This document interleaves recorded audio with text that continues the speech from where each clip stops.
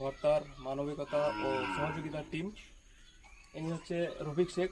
হয়তো কিছু আর্থিক দিয়ে আমরা সাহায্য করলাম, এই পরের ক্ষেত্রে হয়তো আমরা বেশি অ্যামাউন্ট দিয়ে সাহায্য করব।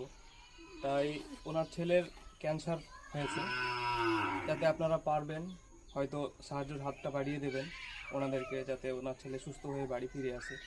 হ্যাঁ, তো এই হচ্ছে রফিক শেখ। এনার মুখ থেকে কিছু শুনে নিন যে কী হয়েছে। আপনি বলুন।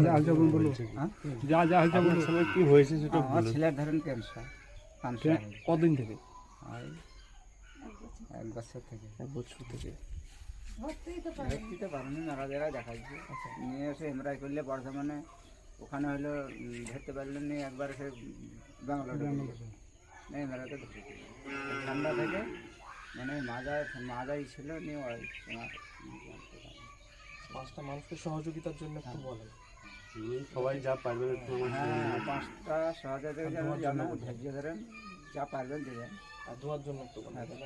আমার ছেলের লাগেন দোয়া করে। আমার যেন ছেলের লেগে বলো। ছেলে যেমন আশীর্বাদ করে, যেমন সবাই যেন দোয়া যেন আমার সুস্থ হয়ে আসে।